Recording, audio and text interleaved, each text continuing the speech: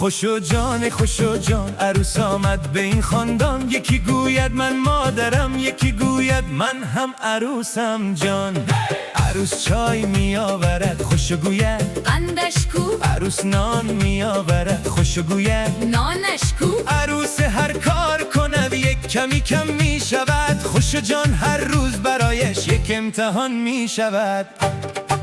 آخ خوشو جان کم کن این همه فرمان. عروس بیچاره از صبح شده خسته و پریشان. آخ عروس جان تو هم کمی باش مهربان. خوشو اگر چیزی گفت نگیر به دل گل خندان. خوشو جان عروس جان بس کنید این جنگ پنهان. یکی مادر یکی دختر گل بمانید در این خاندان. خوشو جان عروس جان دل نرنجانید از هم دیگر جان. با محبت با خنده زندگی شیرین شود در این جهان.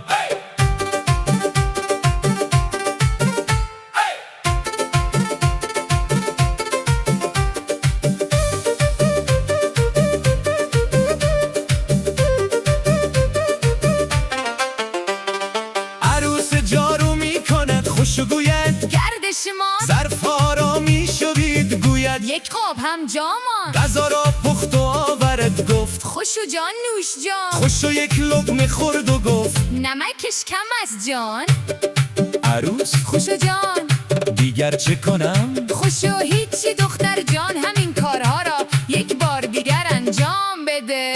خوشو جان عروس جان بس کنید این جنگ پنهان. یکی مادر یکی دختر گل بمانید در این خاندان. خوشو جان عروس جان دل نرنجانید از هم دیگر جان. با محبت با خنده زندگی شیرین شود در این جهان.